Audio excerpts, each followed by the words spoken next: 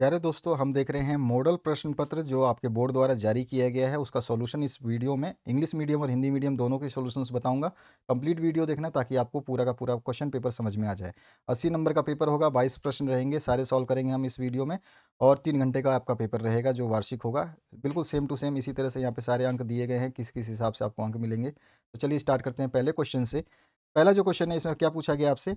लोह चूर्ण या तनु हाइड्रोलिक अम्ल डालने से, यहाँ पर या नहीं आएगा, लो चूर्ण पर तनु हाइड्रोलिक अम्ल डालने से क्या होगा? तो हाइड्रोजन गैस और आयरन क्लोराइड बनेगा। ठीक है, ये ऑप्शन इसमें आपका करेक्ट हो जाएगा। ठीक है, आगे बढ़ते हैं नेक्स्ट क्वेश्चन की तरफ। नेक्स्ट क्वेश्चन में पूछा गया आपसे, पतले तारों में धातु को खींचे जा सकने की क्षमता तन्यता कहलाती है।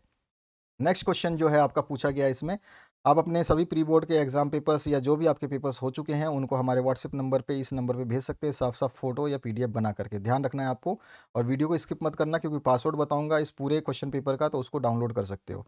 ग पाठ है, दो तंत्रिका कोशिकाओं के मध्य खाली स्थान को हम सिनेप्स कहते हैं। ठीक है, यहाँ पे थर्ड ऑप्शन आपका करेक्ट, सेकंड ऑप्शन करेक्ट हो जाएगा। इसके बाद में नेक्स्ट जो क्वेश्चन, अलैंगिक जनन मुकुलन द्वारा होता है, किस में होता है? ईस्ट में होता है। यहाँ पे सेकंड ऑप्शन आपका करेक्ट हो जाएगा। आपका हिंदी का कंप्लीट सॉल्यूशन मैंने बना दिया है, एसएसटी कंप्लीट करवा दिया है, इंग्लिश कंप्लीट करवा दिया है, और साइंस आप अभी देख रहे हैं, इसको भी कंप्लीट करवा रहा हूँ। तो आपके ये 4 विषय मैं कंप्लीट करा चुका हूँ। इसके बाद में मैथमेटिक्स आपका आएगा, उसके लिए आप तैयार रहिए। अगले क्वेश्चन में है, विद्युत धारा उत्पन्न करने की युक्ति को हम क्या कहते हैं? तो उसको हम जनित्र कहते हैं, जनरेटर कहते हैं। ठीक है, अगला जो क्वेश्चन है, निम्न में कौन आहार श्रृंखला का निर्माण करता है? तो घास, बकरी और मानव जो है इसमें सही ऑप्शन हो जाएगा, क्योंकि घास जो है बकरी खाती है और बकरी को मानव खाते हैं। ये आहार श्रृंखला का निर्माण करते हैं। इस तरह से अगला क्वेश्चन की बात करें तो विश्व में सबसे तेजी से कम होने वाला प्राकृतिक संसाधन कौन सा है? तो वो वन है। ध्यान रखना है आपको, वीडियो को स्किप ना करें, पीडीएफ का पासवर्ड बताया जाएगा, तो ये आपको ध्यान रखना है। अगला क्वेश्चन है, आवर्त सारणी में आवर्तों की संख्या जो है 7 होती है, तो आपका थर्ड ऑप्शन इसमें करेक्ट हो जाएगा। अगले क्वेश्चन की बात करते हैं इंग्लिश मीडियम के लिए, what happens when dilute hydrochloric acid is added to iron filings? तो hydrogen gas and iron chloride are produced. ये ऑप्शन आपका करेक्ट हो जाएगा। नेक्स्ट क्वेश्चन है, the ability of metals to be pulled into thin wires is called? तो उसको हम टेंसिलिटी कहते हैं। फर्स्ट ऑप्शन इसमें करेक्ट हो जाएगा। नेक्स्ट क्वेश्चन की बात करते हैं, आपके 2022 के जितने भी मॉडल पेपर्स हैं उनको सॉल्व कराया जा रहा है। जो जो अर्धवार्षिक पेपर हमारे पास आए हैं उनको भी हम सॉल्व करेंगे। प्लेलिस्ट डिस्क्रिप्शन बॉक्स में है, वहाँ पे जरूर उनको देख लेना। सी ऑप्शन इसमें पूछा गया है, the gap between two neurons is called? तो सिनेप्स कहते हैं उनको। सेकंड ऑप्शन करेक्ट हो जाएगा। नेक्स्ट क्वेश्चन है, asexual reproduction takes place through the budding in yeast? ठीक है, यहाँ पर आपका सेकंड ऑप्शन करेक्ट हो जाएगा। The device use to produce electrical current is called? उसको हम जनरेटर कहते हैं। ये ऑप्शन आपका करेक्ट हो जाएगा। इसके बाद में, which of the following constitute A food chain? तो अभी बताया मैंने, ग्रास, गोट एंड ह्यूमन। इसके बाद में नेक्स्ट है, world's fastest depleting natural resource जो है हमारा फॉरेस्ट है। इसके अलावा बाकी ऐसा कोई नेचुरल रिसोर्स नहीं है जिसको हम जल्दी से ख़त्म कर सके। फॉरेस्ट ही जो नेचुरल है वो हमारा ख़त्म होता जा रहा है वनों की कटाई के कारण। Number of periods in the periodic table is 7। तो थर्ड ऑप्शन इसमें करेक्ट हो जाएगा। अगले क्वेश्चन की बात करते हैं, रिक्स्थानों की पूर्ति में द जल एक खालिस्तान ऑक्साइड है? तो ये एक उदासीन ऑक्साइड है, आपको ध्यान रखना है, न्यूट्रल ऑक्साइड है। धातुएं प्राय ऊष्मा एवं विद्युत विद्युत की जो है सुचालक होती हैं। यहाँ पे सुचालक भरना है आपको। नेक्स्ट जो क्वेश्चन है, मादा गर्भस्थ शिशु के बीच जैविक संबंध स्थापित करने वाला उत्तक जो है प्लेसेंटा कहलाता है, इंग्लिश में बोलते हैं। हिंदी में इसको बीजांडासन या आपरा बोलते हैं। इस तरह का ये डायग्राम होता है। प्लेसेंटा जो है, ये लाल द्रव्य जो दिख रहा है आपको, ये होता है जो शिशु को पोषण प्रदान करता है। ठीक है, ये संबंध स्थापित करता है शिशु और मादा जो उसकी माँ है उससे। इसके बाद में, पादप में जल जो है वो किसका, जल किसके वहन जल का वहन कौन उत्तरदायी आपका उत्तक है? तो वो उसको हम जाइलम बोलते हैं।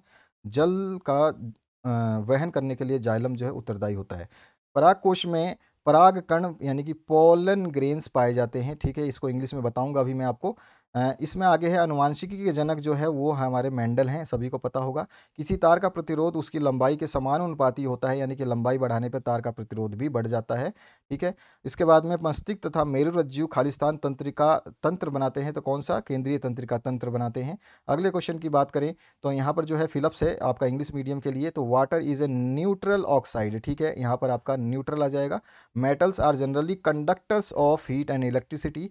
उसके बाद में, tissue which establish physical connection between mother and foetus is called placenta? इसको प्लेसेंटा बोलते हैं हिंदी में। इसको आपको प्लेसेंटा भी लिख सकते हो, और जैसे मैंने बताया ऊपर, आपरा भी लिख सकते हो। इसके बाद में नेक्स्ट जो क्वेश्चन है, जाइलम इज द रिस्पॉन्सिबल, उत्तक जो होता है टिश्यू होता है which transports the water in plants. Next है pollen grains are found in the anther, anther में क्या होते हैं, पोलन ग्रेन्स होते हैं। नेक्स्ट जो क्वेश्चन है इसमें, dash is the father of genetics, तो मेंडल को फादर ऑफ जेनेटिक्स कहा जाता है। उसके बाद में आपका resistance of wire is directly proportional to its length, ठीक है, लेंथ को बढ़ाने से घटाने से इसका रेजिस्टेंस जो है घटता या बढ़ता है।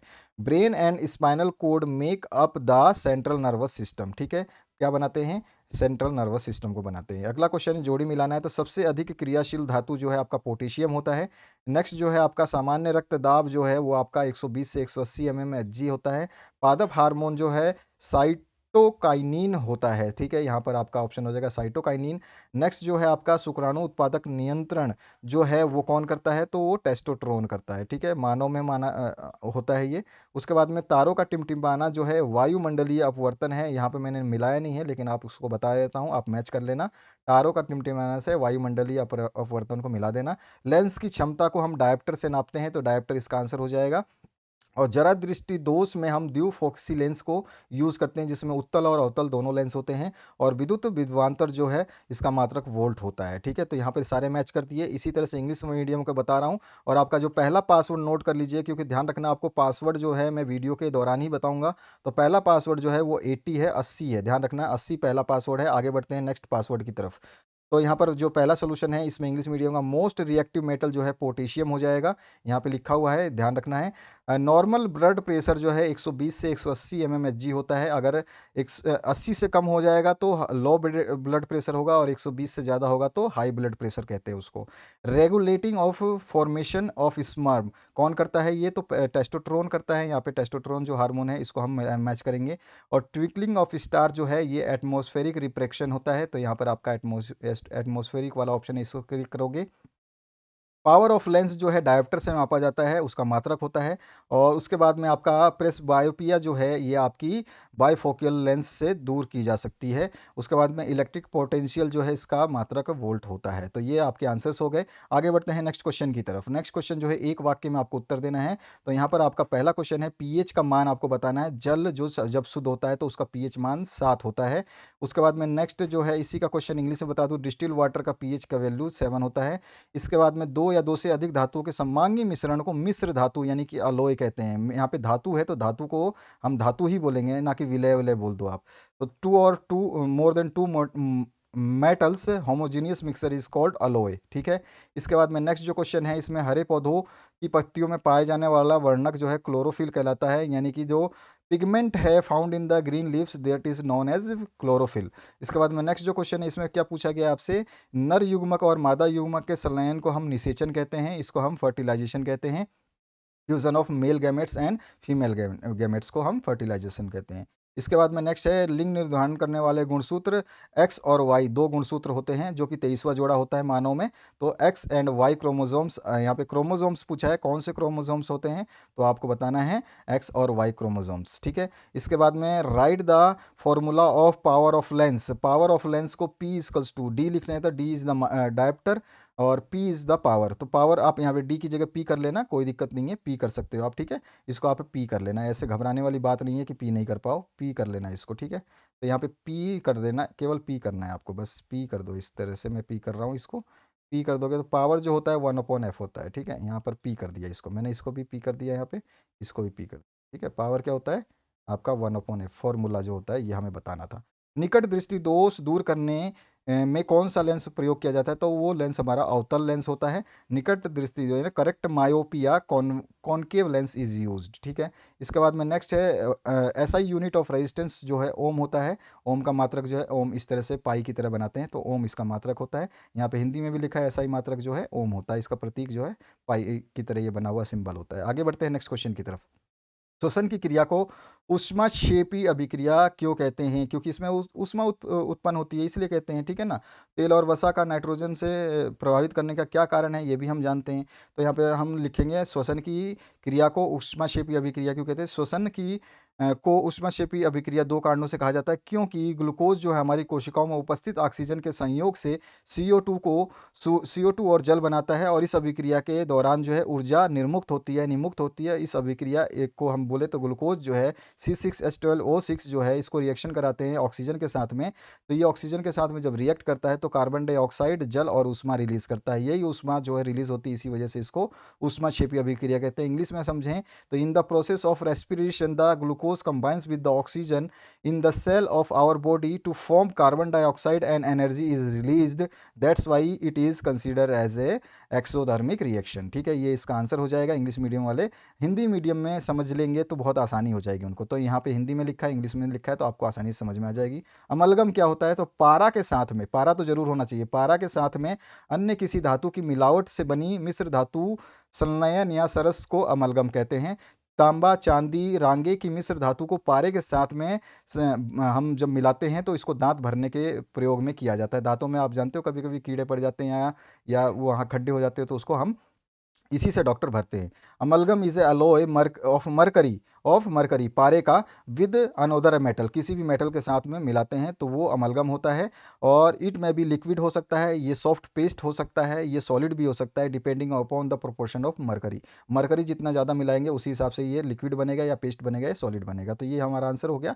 याद रखना है, PDF का पासवर्ड इसी वीडियो के दौरान बताऊंगा, ध्यान रखना है बिल्कुल अच्छी तरीके से। मेंडलीफ की आवर्त सारणी का नियम आपको बताना है या फिर न्यूलैंड का अष्टक नियम बताना है। तो मेंडलीफ की आवर्त सारणी में जो तत्व है ना, उनके परमाणु द्रव्यमान के क्रम में वर्गीकृत किए गए थे। तो ध्यान देखते हैं, मेंडलीफ आवर्त नियम के अनुसार तत्वों के भौतिक और रासायनिक गुण उनके परमाणु द्रव्यमान के आवर्त फलन होते हैं, यानी पीरियोडिक फंक्शन होते हैं। मेंडलीफ ने तत्वों को उनके परमाणु द्रव्यमान के अनुसार वर्गीकृत किया। इन तत्वों को उनके परमाणु द्रव्यमान के क्रम में बढ़ते क्रम में व्यवस्थित किया था। इसको इंग्लिश में बोले तो अकॉर्डिंग टू मेंडल्स या मेंडलिस Mendeleev periodic law, physical and chemical properties of element uh, are periodic function of their atomic masses. Mendeleev classified elements according to their atomic masses, arranged these elements in increasing order of their atomic masses। वही चीज़ लिखी है हिंदी में, वही चीज़ लिखी है English में, बस समझने का फेर है। आप जिसको समझ में नहीं आता वो हिंदी वर्जन जरूर एक बार पढ़ ले, तो बहुत आसानी से इंग्लिश वर्जन समझ में आ जाएगा। अगले क्वेश्चन की बात करें, धमनी और सिरा में कोई दो अंतर आपको बताने हैं। दो की जगह मैं आपको बहुत सारे अंतर बताऊंगा, जो आपको अंतर अच्छा लगता है उसको याद कर लीजिएगा तो आसान हो जाएगा। आक्सीय और अनाक्सीय श्वसन में भी आपको अंतर बताना है। तो हम धमनी सिरा की बात करते हैं। धमनी जो है, धमनियों में भित्ति लचीली और मोटी होती है, इसमें पतली और लचीली होती है, इसमें गुहाएं संकरी होती है, इसमें चौड़ी होती हैं। धमनी में ऑक्सीकृत रक्त होने की वजह से ये लाल दिखाई देता है, इसमें CO2 की उपस्थिति से नीली दिखाई देती है रक्त। और धमनी में कपाट नहीं पाए जाते, सिराओं में कपाट होते हैं। धमनी में आयतन में कोई परिवर्तन नहीं होता, सिराओं के आयतन में परिवर्तन होता है। धमनी में रक्त रुक रुक कर प्रवाहित होता है और इसमें निरंतर धीमी गति से प्रवाहित होता है। तो ये इसके अंतर होगा। इसको इंग्लिश में समझने चाहें तो आर्टरीज और वेन्स को, तो ये आर्टरीज जो है ब्लड को कैरी करती है हार्ट से, यानी दिल से ले जाती है ब्लड को, और ये जो वेन्स है वो पूरे शरीर का ब्लड जो है दिल में लेके आती है। ठीक है, इसके बाद में कैरी ऑक्सीजनेटेड ब्लड, ये ऑक्सीजन से भरपूर ब्लड को कैरी करता है ये, और डीऑक्सीजनेटेड ये कार्बन डाइऑक्साइड से भरपूर ब्लड को कैरी करता है, क्योंकि ये हार्ट में लाता है पूरे ऑक्सीजन को पहुंचाने के बाद में वापस से जब कार्बन डाइऑक्साइड के साथ ब्लड मिक्स हो जाता है तो उसको लाता है। ये रेड कलर होते हैं क्योंकि इसमें ऑक्सीजन मिक्स होता है, ये ब्लू कलर होते हैं क्योंकि इसमें कार्बन डाइऑक्साइड डीऑक्सीजनेटेड होता है ब्लड ये। और located deep in the body, ये बॉडी के डीप में होता है, और ये स्किन के डीप में, यानी कि स्किन के क्लोजर होता है। ठीक है, कायिक प्रवर्धन क्या है और स्वपरागण क्या है, तो हम बताते हैं। जब पौधे के किसी भी अंग से नया पौधा तैयार होता है तो उसे कायिक प्रवर्धन कहते हैं। कायिक प्रवर्धन जो है अलैंगिक जनन ही होता है। प्राकृतिक कायिक जनन जो है पौधों की जड़ों, तना अथवा पत्तियों में हो सकता है या उन्हीं से होता है, जैसे कि आलू के कंद, अदरक के प्रकंद, प्याज के बल्ब, अरवी के धनकंद, और ब्रोयोफिलम की पर्णकलिकाएं जो है इनके द्वारा होता है। तो ये एग्जांपल्स आपको याद रखने हैं, ताकि आपको एग्जांपल्स पूछे तो आपको पता होना चाहिए। मैंने लिखा ऐसे वेस्ट में नहीं है, बहुत कुछ समझाने की कोशिश की है। Vegetative propagation is a asexual method of plant reproduction that occurs in leaf, roots and stem, जड़ों और तनों में होता है। can occurs through the fermentation and regeneration of specific vegetative parts of the plant, यानी कि different parts of plant के fermentation and regeneration से ये होता है। ठीक है, वेजिटेटिव प्रोपेगेशन। अगला जो क्वेश्चन है, मानव में बच्चे का लिंग निर्धारण कैसे किया जाता है, बहुत अच्छी तरीके से बताऊंगा आपको, और मेंडल के प्रभाविता का नियम आपको बताना है। तो देखिए, नर और मादा का युग्मनज जो है, दो युग्मनजों के द्वारा जो युग्मकों का निर्माण होता है। नर में एक्स और वाई दोनों युग्मक होते हैं, मादा में केवल एक्स युग्मक होते हैं, एक्स एक्स दो युग्मक होते हैं। और नर के जो एक्स युग्मक अगर मादा के एक्स युग्मक से मिलते हैं, अभी मैं चित्र के द्वारा समझा दूंगा, तो आपका जो है संलयित होकर के जो अंडा बनेगा वो मादा संतति का निर्माण करेगा। और जब नर का वाई युग्मक और मादा का एक्स युग्मक यानी कि दोनों अलग अलग होंगे, जब ये संलयित होंगे तो नर संतति का निर्माण होगा, यानी कि बच्चा जो है पुरुष पैदा होगा। अतः मानव में निषेचन के फलस्वरूप 50% और 50%, यानी दोनों ही 50% बन सकते हैं, मादा भी और पुरुष भी, यानी कि जो बच्चे पैदा होंगे वो स्त्री भी हो सकती है, 50% चांस उसके हैं और 50% उसके नर होने के चांस है। ठीक है। और इस प्रकार जो लिंग अगर निर्धारण की बात करें, तो इसमें नर का जो वाई क्रोमोसोम है ये बहुत ही महत्वपूर्ण भूमिका निभाता है। ठीक है, ये चीज़ बताई गई है। लिंग निर्धारण के लिए हम समझ सकते हैं कि नर में दोनों एक्स और वाई होते हैं, मादा में एक्स एक्स होते हैं। अगर हम इसका एक्स और वाई दोनों को इधर अलग अलग ले लेते हैं, इसका एक्स इधर हो गया, इसका वाई इधर हो गया, इसी तरह से हम इसका एक्स और वाई इधर इधर ले लेते हैं। ठीक है, अलग अलग लिख देते हैं। अब इनको देखिए, अगर यहाँ से इसका एक्स और इसका एक्स ये दोनों मिलते हैं तो हमारे पास नर भ्रूण मिलता है, और इसी का वाई और ये वाला एक्स मिलते हैं तो भी हमें नर भ्रूण मिलेगा। लेकिन अगर इसका एक्स ये वाला एक्स और ये वाला एक्स जो है आपको मिलेगा तो ये मादा बनेगा, और फिर से यही एक्स और वो वाला एक्स लास्ट वाला एक्स दोनों मिलेंगे तो हमारे पास में ये मादा भ्रूण बनेंगे। यानी कि दोनों तरफ से कैसे भी करोगे तो 50-50 चांसेस हो रहे हैं, 2 बार मादा बन रही है, 2 बार नर भ्रूण बन रहे हैं, तो यानी कि 50% जो चांस यहाँ बताया था 50-50 होती है। इसी को इंग्लिश में समझाने की कोशिश कर रहा हूँ। Gametes are form in the male and female by gametogenesis process, और X and Y gametes are produce in males. Males में कौन से होते हैं, एक्स और वाई दोनों होते हैं। And only X gametes are produce in females, केवल फीमेल्स में एक्स ही होती हैं। व्हेन एक्स गैमेट्स मेल और फ्यूज करते हैं एक्स गैमेट्स ऑफ फीमेल से, तो चाइल्ड जो है फीमेल होगा। अगर वाई गैमेट्स अगर गैमेट्स जो हैं मेल के वो फ्यूज होते हैं एक्स गैमेट्स ऑफ फीमेल से, तो चाइल्ड जो है वो मेल होगा। एक्स और वाई मिलेंगे तो मेल होगा, एक्स एक्स मिलेंगे तो फीमेल होगा। दो पॉसिबिलिटी क्या होगी, 50% मेल की और 50% फीमेल की। ठीक है, रिजल्ट ऑफ फर्टिलाइजेशन। दस, अगर हम कहें कि मेल वाई क्रोमोसोम है जो मेन इंपॉर्टेंट रोल पैदा करते हैं जो है सेक्स डिटर्मिनेशन में। ठीक है, बस इतना सा समझाने की कोशिश करनी है आपको, समझने की। इसी वीडियो में आपको ये पेपर याद होने वाला है। परावर्तन के नियम आपको बताने हैं। हिंदी, एसएसटी, साइंस और आपका इंग्लिश, ये 4 पेपर अभी तक बना दिए गए हैं कंप्लीट सॉल्यूशन के साथ में। वीडियो के डिस्क्रिप्शन बॉक्स में लिंक है, वहाँ से आप देख सकते हैं। याद रखना है, वीडियो को स्किप मत करना। पासवर्ड मैं बताऊंगा, पहला पासवर्ड बता चुका हूँ मैं, उसको आपको ध्यान रखना है। पहला पासवर्ड मैंने आपको ऊपर बताया था, उसको ध्यान रखना है। 80 बताया था, 80 यहाँ पर लिखा हुआ है, इसी को बताया था मैंने, तो इसको आपको ध्यान रखना है। यहाँ पर जो देखेंगे कि 80 बताया था, यहाँ पर ये 80 लिखा है ना, ये 80, तो इसको आपको पहला पासवर्ड में ध्यान रखना है। ठीक है, ये चीज़ आपको ध्यान रखनी है। आगे बढ़ते हैं नेक्स्ट क्वेश्चन की तरफ। नेक्स्ट क्वेश्चन जो आपसे पूछा गया उसमें हम बात करेंगे। तो आर्टरीज वेन हमने डिस्कस कर लिया, हमने मादा का निषेचन डिस्कस कर लिया। अब परावर्तन के नियम की बात कर रहे हैं। परावर्तन का नियम के केवल 2 ही नियम है। एक है आपतित किरण, परावर्तित किरण और अभिलंब तीनों एक ही तल में हो, यानी कि इंसिडेंट रे, रिफ्लेक्टेड रे और normal lies on the same plane. ठीक है। दूसरा है आपतन कोण आई और परावर्तन कोण आर दोनों बराबर होते हैं, यानी कि angle of reflection is always equal to the angle of incident. ठीक है, यहाँ पर कंप्लीट हो गया। ओम का नियम आपको बताना है या विद्युत परिपथ का अर्थ बताना है। तो ओम का नियम क्या होता है, यदि भौतिक अवस्थाएं, ये जरूर लिखना है, भौतिक अवस्थाएं में ताप और लंबाई अगर स्थिर हों, अगर स्थिर नहीं होंगे तो ओम का नियम नियम लागू नहीं होगा। तो भौतिक अवस्थाओं में ताप और लंबाई आदि स्थिर हों, तब किसी भी परिपथ में प्रतिरोध के सिरों पर उत्पन्न विभवांतर यानी वोल्टेज जो है उस प्रतिरोध में परिवाहित होने वाली धारा के समानुपाती होता है। यानी कि हम V is directly proportional to I लिख सकते हैं, और इसको इक्वल बनाना हो तो एक रेजिस्टेंस R जोड़ देंगे, R को मल्टीप्लाई कर देंगे, जो कि एक नियतांक के कांस्टेंट है, V equals to I R होता है, जिसे हम चालक का प्रतिरोध कहते हैं R को। ठीक है, तो V equals to I R जो फॉर्मूला होता है ये हमारा मेन फॉर्मूला होता है, जो कि ओम के नियम के द्वारा दिया जाता है। इसमें इस भौतिक अवस्थाएं ताप लंबाई आदि समान होनी चाहिए। ठीक है, इसके बाद में हम इसको इंग्लिश में समझना चाहें तो वही चीज़ लिखिए। Ohm's law state that the voltage across the conductor is directly proportional to the current flowing through it, provided all physical conditions temperature remain constant. ठीक है, पीडीएफ का पासवर्ड आपको बताऊंगा, वीडियो के अंदर ही ध्यान रखना है। विद्युत विभव क्या है और प्रतिरोध किसे कहते हैं। तो किसी इकाई धनावेश को अनंत से किसी बिंदु तक ले जाने में जितना कार्य करना पड़ता है उसे उस बिंदु का विद्युत विभव कहते हैं। यानी कि electric potential is the amount of work needed to move a unit charge यानी कि 1 unit charge from a reference point to specific point against a electrical field. अगर समझने की बात करें तो मैं समझाने की बात इसलिए कर रहा हूँ क्योंकि आपको समझ में आना चाहिए पेपर। जैसे मान लीजिए कोई परिपथ है, इसमें हमारी कोई पॉइंट ये ए है, इस पॉइंट से अगर हम कोई धारा ले जा करके अगर यहाँ तक पहुँचाते हैं, तो यहाँ तक पहुँचाने के लिए अगर उसमें जो भी हमने कार्य किया है, उस कार्य जितना कार्य करना पड़ता है उसे ही उस बिंदु का विद्युत विभव कहते हैं। ठीक है, बस इतना सा समझ में आना चाहिए आपको। आगे बढ़ते हैं नेक्स्ट क्वेश्चन की तरफ। परितंत्र के जैविक घटक जो है आपको उसको बताने हैं। परितंत्र के जैविक घटक में जानवर हैं, पौधे हैं और अपघटक जो है मृतजीवी आदि शामिल है। निर्जीव घटकों में वायु, जल और भूमि शामिल है। ठीक है, biotic components included plant, animal और decomposes composers. Non living things में या non living components included air, water, water में आर मिटा हुआ है, आर लगा लेना, एयर, वाटर एंड लैंड। ठीक है, तो यही इसका डेफिनेशन है, छोटा सा है, बहुत ही ईजी है। अगले क्वेश्चन की बात करें, यहाँ पर पूछा गया है निम्न रासायनिक समीकरण को संतुलित करना है। यहाँ पे असंतुलित है क्योंकि इधर जो प्रोडक्ट बन रहा है, इस प्रोडक्ट में जो ऑक्सीजन जितने इधर है उतने ऑक्सीजन इधर होने चाहिए, जितने कार्बन इधर है इतने कार्बन दूसरी तरफ होनी चाहिए। तो इस तरह से हमको उसको संतुलित करना पड़ता है। इसके लिए मैं स्पेशल वीडियो आपको दे दूंगा, जैसे कि आप इसको आसानी से अगर कोई इक्वेशन आए तो आप उसको सॉल्व कर सकते हैं। लेकिन मैं इसका सोल्यूशन बता देता हूँ।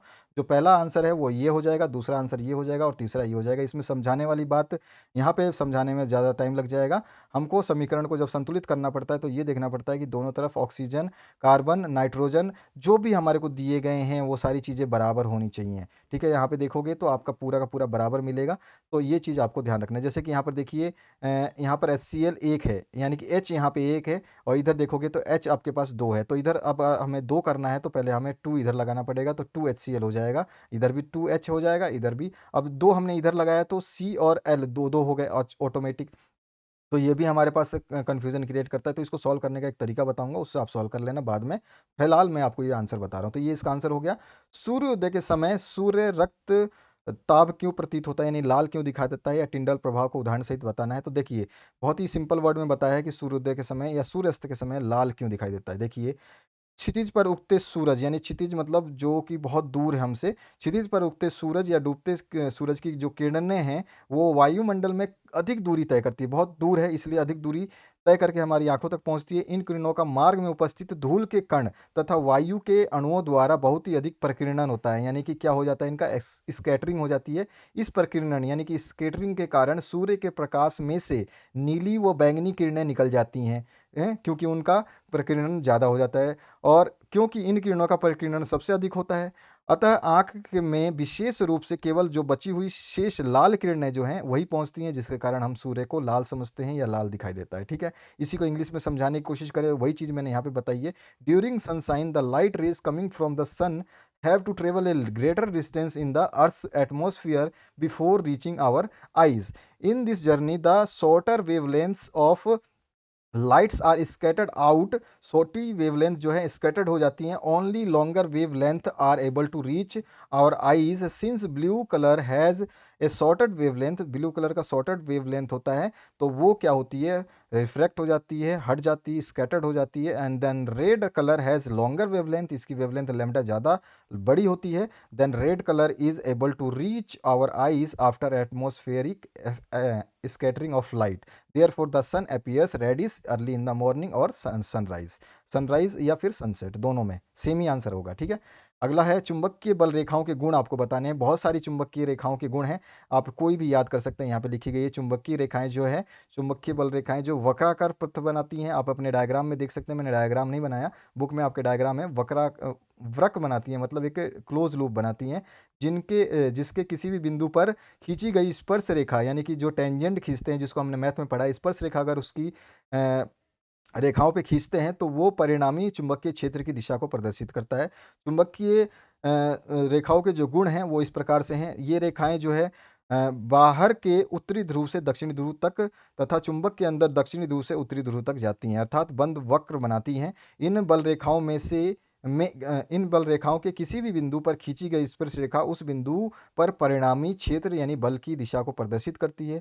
दो बल रेखाएं एक दूसरे को कभी भी नहीं काटती हैं। ये रेखाएं जहां घनी होती हैं वहीं चुंबकीय क्षेत्र ज़्यादा होता है, जहां कम होती हैं वहीं तीव्रता कम हो जाती है। विरल मतलब कम होता है। ये रेखाएं एक दूसरे को लंबाई के लंबवत प्रतिकर्षित करती हैं, यानी कि खींचती हैं, मतलब हटाती हैं। खींचती नहीं है, हटाती हैं, प्रतिकर्षित करती हैं, आकर्षित नहीं करती हैं। और ये बल रेखाएँ जो हैं, ये आप देखते हैं 2 मैग्नेट आप एक दूसरे के पास लाओगे तो ये प्रतिकर्षित करती हैं, तो एक दूसरे के लंबाई के लंबवत प्रतिकर्षित करती हैं। और बल रेखाएँ खींची हुई डोरी के समान लंबाई में सिकुड़ने का प्रयास करती हैं, यानी कि ये जो बल रेखाएँ हैं वो सिकुड़ने का प्रयास करती हैं। वही चीज़ मैंने यहाँ पे ही बताई है।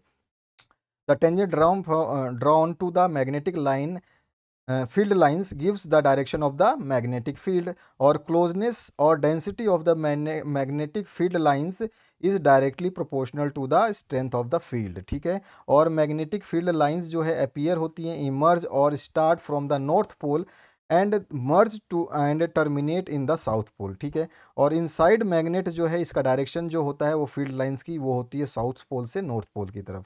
Magnet field lines never intersect, एक दूसरे को नहीं काटती हैं।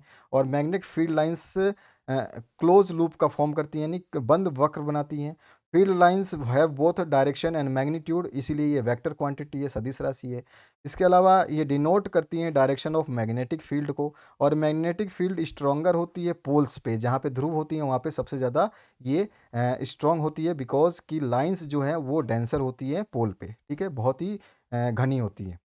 अब आते हैं हम नेक्स्ट क्वेश्चन पे। यहाँ पे आपका जो है 18वां क्वेश्चन, ऊर्जा का उत्तम स्रोत क्या है और जीवाश्म ईंधन क्या है, इसकी क्या हानियां हैं। तो ऊर्जा के उत्तम स्रोत भी बता सकते हैं आप, और जीवाश्म ईंधन क्या है। तो जंतु तथा वनस्पति का कई वर्षों से पृथ्वी की सतह के नीचे दबकर अपघटित हो जाने से बने ईंधन को जीवाश्म ईंधन कहते हैं। ये वास्तव में पौधे और जंतुओं के धीमे ऑक्सीकरण द्वारा बनते हैं। पेट्रोलियम इसका उदाहरण है। और जीवाश्म ईंधन के उपयोग की क्या हानियां हो सकती हैं। जीवाश्म ईंधन बनने में लाखों करोड़ों वर्ष लग जाते हैं, इसलिए इसका भंडार जो है सीमित है।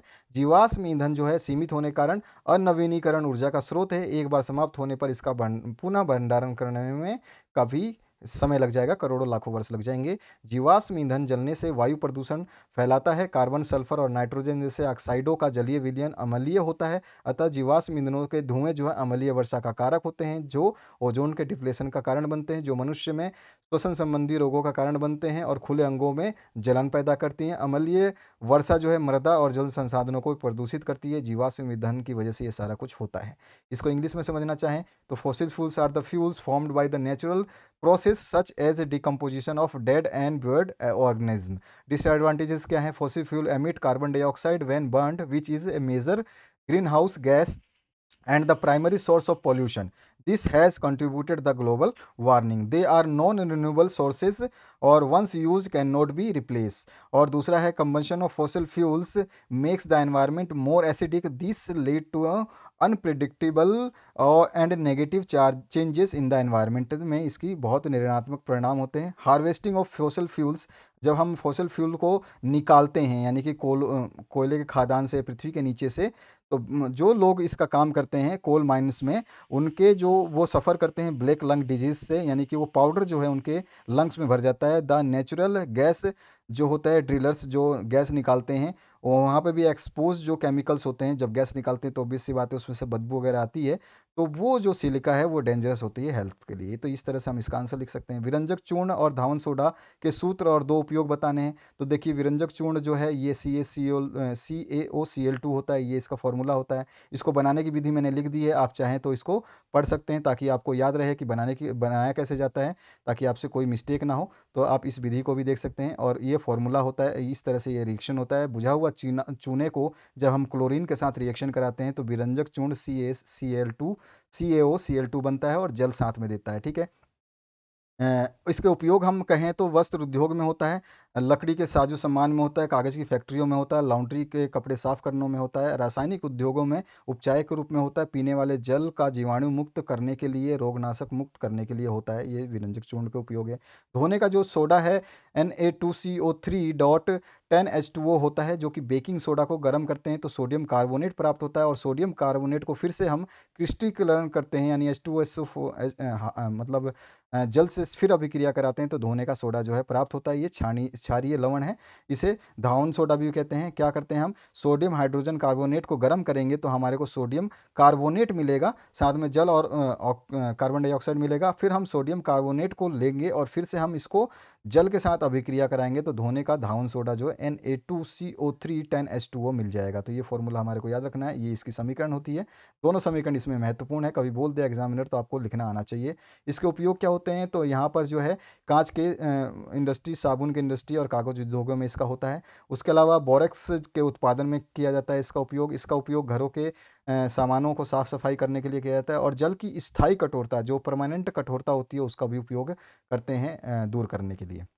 इसी को इंग्लिश में लिखा है, it is use for bleaching of dirty clothes in the laundry as bleaching agent for cotton and linen. In the textile industry में यूज़ होता है। स्ट्रॉन्ग ऑक्सीडाइजिंग एजेंट है, hence use for oxidizer in many industries. It is use for disinfectant which is use for disinfecting the water और to make portable water. ठीक है, इसकी जो water की कठोरता को मिटाने के लिए।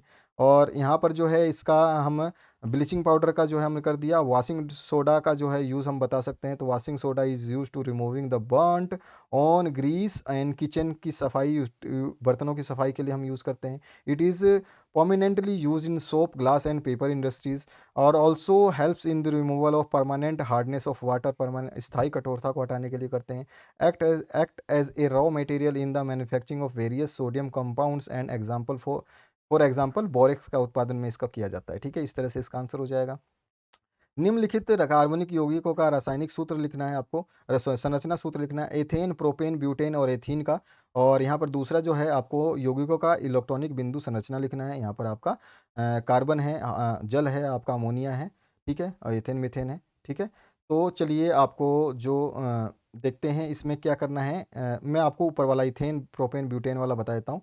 तो सबसे पहले देखिए, इथ है, ETH। तो इथ जब आएगा, इथ में आपका देखिए, इथ में दो एन होते हैं। ठीक है, और कार्बन का जो फॉर्मूला होता है, एन लग रहा है, ANE पीछे लग रहा है, तो एन में क्या होता है, एन का जो फॉर्मूला होता है वो CnH2n+2, H2n+2। ये आपके बुक में भी दिया होगा, इसको देख लेना। एन की जगह आपको अभी मैंने बताया कि इथ है, तो इथ में दो होते हैं, तो एन की जगह दो रखोगे तो आपका जो फॉर्मूला बन जाएगा C2H6 बन जाएगा। ठीक है, इथेन ये बन जाएगा। और इसकी संरचना सूत्र जो है, आप संरचना इस तरह से बता सकते हैं, सूत्र आपका ये हो जाएगा।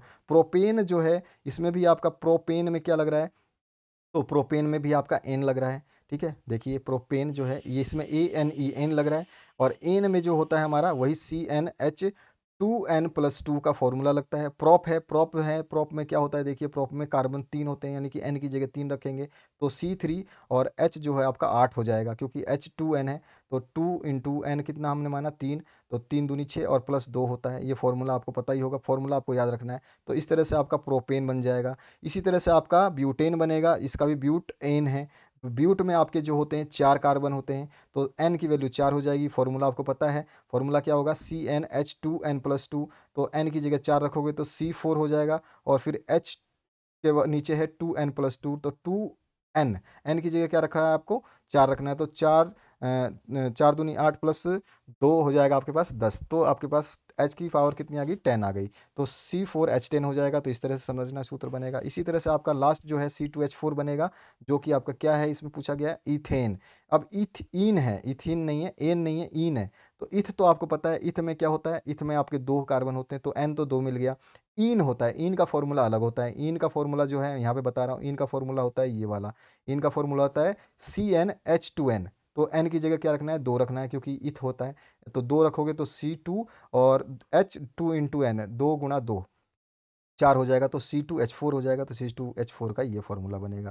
तो ये आपका रासायनिक समीकरण है ये इसका, और ये स्ट्रक्चर है। तो इस तरह से ये आंसर आपको लिखने थे। अगला जो है, मनुष्य के पाचन तंत्र का नामांकित चित्र बनाना है। तो मनुष्य का पाचन तंत्र इस तरह से है। हिंदी मीडियम वाले स्टूडेंट्स इस वाले डायग्राम को पढ़ेंगे, अपने बुक से भी रेफर कर सकते हैं। और इंग्लिश मीडियम वालों के लिए थोड़ा डायग्राम मैंने और अच्छे तरीके से ये वाला जो डायग्राम पेश किया है, आप इसको पढ़ करके अपनी तैयारी कर सकते हैं। अगले क्वेश्चन की बात करें तो यहाँ पर जो पूछा गया है, किसी अवतल लेंस की फोकस दूरी जो है आपको बतानी है। अच्छा, दूसरा एक मैं आपको पासवर्ड बता दूं, दूसरा पासवर्ड नोट जरूर करना है आपको। पासवर्ड जो है 19 है, ठीक है। तो मैं यहाँ पे बता देता हूँ आपको, पासवर्ड जो है आपका 19 है। यहाँ पर आपका पासवर्ड मैंने लिखा है, इसको देता हूँ, ये 19 आपका जो है दूसरा पासवर्ड है, ठीक है। तो ये पासवर्ड हो गया आपका। अगले पासवर्ड की बात करते हैं इस वीडियो के दौरान। तो चलिए आगे बढ़ते हैं, ठीक है। तो यहाँ पर आपने ये सॉल्यूशन देख लिया, ये मैंने आपको समझा ही दिया पूरा का पूरा एन इन। और इस टेबल को ज़रूर याद कर लेना, इसी से सारे के सारे सूत्र बनते हैं। ये 3 सूत्र जो मेन होते हैं, इसमें एन की वैल्यू ये डिसाइड करता है मिथ में कितने लगेंगे, इथ में कितने लगेंगे, प्रोप में कितने लगेंगे, ब्यूट में कितने लगेंगे। बस एन की जगह ये वैल्यू डाल देनी है, आंसर ऑटोमेटिक आपका सूत्र बन के तैयार हो जाएगा। इसके लिए मैं स्पेशल वीडियो बना दूंगा, जिससे आपको आसानी होगी, कोई दिक्कत नहीं है। मनुष्य के पाचन तंत्र का जो चित्र मैंने बताया, इस तरह से आपको बनाना है। तो ये आप अपने बुक से भी रेफ़र कर सकते हैं, चाहे तो आप अपने और जगह से भी रेफ़र कर सकते हैं। तो इस तरह से आपको ये डायग्राम बनाना है। अगले क्वेश्चन की बात करें तो किसी अवतल लेंस की फोकस दूरी जो है 15 सेंटीमीटर है, और इसको लेंस को कितनी दूरी रखें कि इसका जो इसके द्वारा जो बिंब होगा वो लेंस से 10 सेंटीमीटर दूरी पर बने। लेंस का उत्पन्न अवर्धन क्षमता भी हम इसमें निकाल देंगे। और दूसरा पार्ट है, ऑटोमोबाइल के पीछे का दृश्य देखने के लिए उत्तल दर्पण का उपयोग जो है उसमें किया जा रहा है, और यहाँ पे वक्रता त्रिज्या दे रखी है 3 सेंटीमीटर, और बस दर्पण से यानी ऑब्जेक्ट जो है 5 मीटर दूर पर है। ठीक है, प्रतिबिंब की स्थिति, प्रकृति और साइज ज्ञात करना है। दोनों को बताऊंगा मैं सॉल्यूशन। तो सबसे पहले अवतल लेंस के लिए, अवतल लेंस में जो आपका जो एफ है ऋणात्मक होता है, क्योंकि बिंब जो है आभासी होता है। सबसे पहले देखें, अवतल दर्पण या उत्तल दर्पण जो भी है, जो इस साइड बनेगा वो नेगेटिव होता है लेफ्ट हैंड में, और जो राइट साइड जो चीज़ें आती हैं वो पॉजिटिव होती है। हमेशा जो दूरियां नापते हैं हम पोल से नापते हैं। पोल से अगर हम लेफ्ट साइड में इस तरफ नापेंगे तो नेगेटिव आएगा, और पोल से जब इस तरफ नापेंगे तो हम पॉजिटिव आएगी सारी वैल्यूज़। ठीक है, तो यहाँ पे इमेज जो है उसने 10 सेंटीमीटर दूर दे रखा है, तो इमेज की डिस्टेंस 10 सेंटीमीटर है, और ये माइनस में आएगा, तो हमने इसको माइनस में लिया है। देखिए 10 सेंटीमीटर। ठीक है, फोकस जो है हमारा, पोल से फोकस नापते हैं, तो फोकस जो हमारा इसी पोल से इस तरफ नेगेटिव साइड में नाप रहे हैं, क्योंकि राइट लेफ्ट साइड में नाप रहे हैं, तो ये भी माइनस का 15 आएगा। तो दोनों ही हमने जो अवतल लेंस के लिए दोनों ही नेगेटिव होते हैं, तो दोनों ही आपका नेगेटिव होगा, और आभासी प्रतिबिंब बनता है क्योंकि अवतल लेंस है। तो चलिए अब देखते हैं, लेंस सूत्र का उपयोग करेंगे। 1/b minus 1/u equals to 1/f। सभी वैल्यू हमारे पास दे रखी है, एफ की -15, वी की -10। तो सबसे पहले हम इसको पुट करेंगे तो ये वैल्यू आ जाएगी। इस समीकरण को सॉल्व करेंगे तो ये वाली समीकरण बन जाएगी, क्योंकि इसमें देखिए आप आसानी से इस माइनस यू को उधर ले जाएंगे तो ये प्लस का यू हो जाएगा।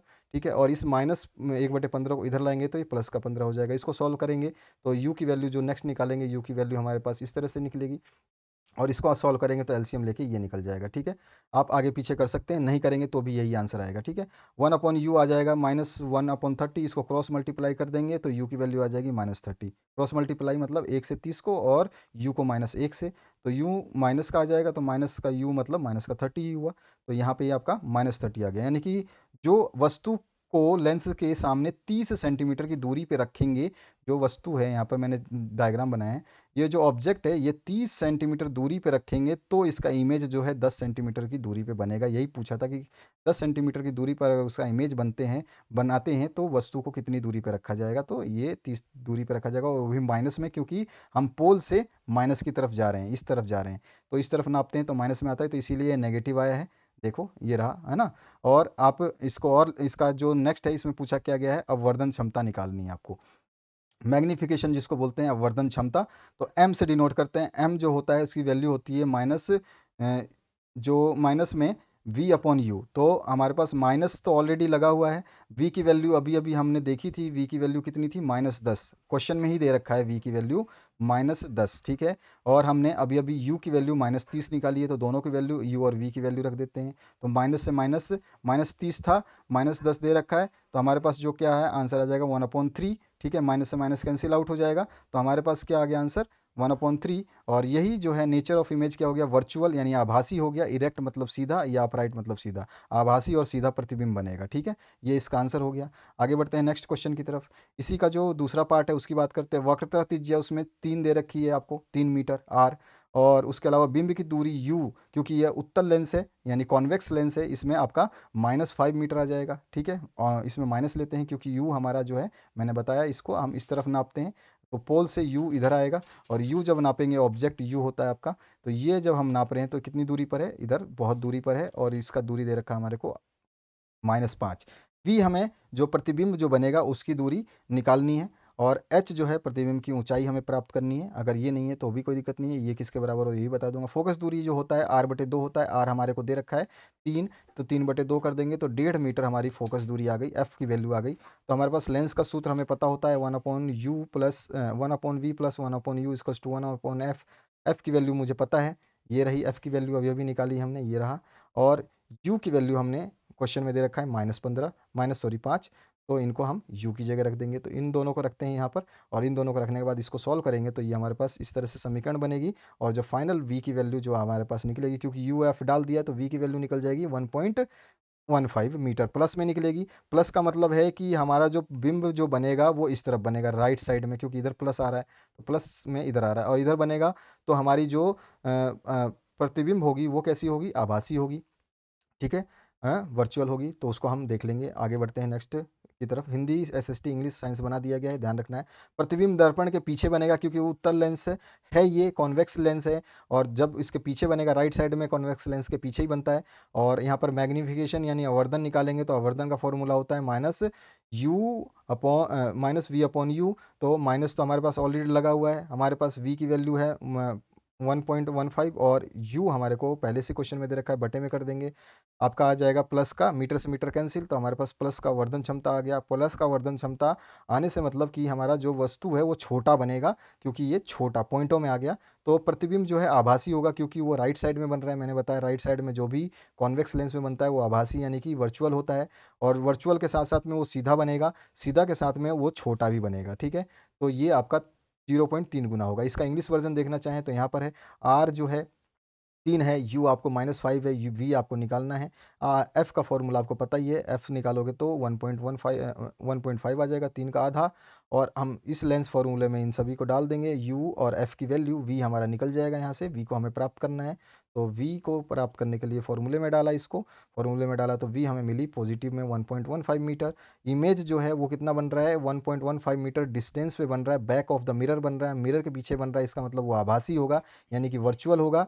इरेक्ट मतलब सीधा होगा, और डिमिनिश्ड मतलब स्मॉलर होगा, ठीक है, साइज में। और कितने फैक्टर से, अभी अभी हम मैग्नीफिकेशन निकाल लेंगे। मैग्नीफिकेशन का फॉर्मूला हमें पता है, वी अपॉन यू होता है माइनस में, तो माइनस का साइन, वी की वैल्यू हमें पता है, यू की वैल्यू क्वेश्चन में दिया हुआ है, दोनों को रखा, काट पीट किया, डिवाइड किया तो 0.25, यानी कि फैक्टर ऑफ, यानी कि कितना 0.23 गुना जो है ये आपका u बनेगा। तो ये आपका जो क्वेश्चन का आंसर है, और यही आपका अंतिम पासवर्ड भी है 23, ठीक है। तो आपको 3 स्टेप में मैंने पासवर्ड बताए, उन पासवर्ड को नोट कर लिया होगा, उससे पीडीएफ खुल जाएगी आंसर के साथ में। सारे विषय आपका हिंदी से एसएसटी इंग्लिश और साइंस बना दिया गया है, और इसके बाद में मैथ्स को बना दूंगा मैं। उसके लिए आप तैयार रहिए, इसी तरह से पूरा डिटेल में समझाऊंगा मैथ्स को, ताकि आपको समझ में आ जाएगा कैसे सो क्वेश्चन को सॉल्व करने हैं। इस वीडियो को मेरे हिसाब से आपने समझ भी लिया होगा आसानी से, और दोबारा आप एक बार देखोगे आप खुद से एक बार वीडियो को शांति से, तो आपको पूरा का पूरा क्वेश्चन पेपर समझ में आ जाएगा। आप अपने कोई भी क्वेश्चन पेपर भेजना चाहते हैं तो ये नंबर है, इस नंबर पे आप व्हाट्सएप कर सकते हैं, इसके अलावा कोई भी मैसेज ना करें।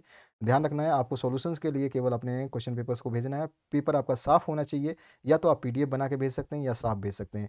लाइक शेयर सब्सक्राइब आपने कर दिया होगा, नहीं किया है तो करना ना भूलें। अपने दोस्तों को ज़रूर शेयर करें व्हाट्सएप मीडिया से, या फिर आप टेलीग्राम या जो भी आप यूज़ करते हैं फेसबुक वगैरह से। तो आप इस तरह से इसको शेयर करिए, ताकि दोस्तों को मदद कर पाएँ, उन लोगों की मदद कर पाए जिन तक ये वीडियो नहीं पहुंच पाया, जिनको ये सॉल्यूशन नहीं पता। पूरा वीडियो में मैंने आपको सॉल्यूशन बता दिया। तो आशा करता हूँ आपको इस वीडियो से काफ़ी हेल्प मिलेगी। अगले वीडियो के लिए तैयार रहें, और नेक्स्ट वीडियो में आपको जो है फुल सोल्यूशन इसी तरह से बताया जाएगा। बाकी सोल्यूशंस मैं बता चुका हूँ, हिंदी एसएसटी इंग्लिश और साइंस का। अ, आगे के एग्ज़ाम्स के लिए आपको बेस्ट ऑफ लक, और हैव ए गुड डे।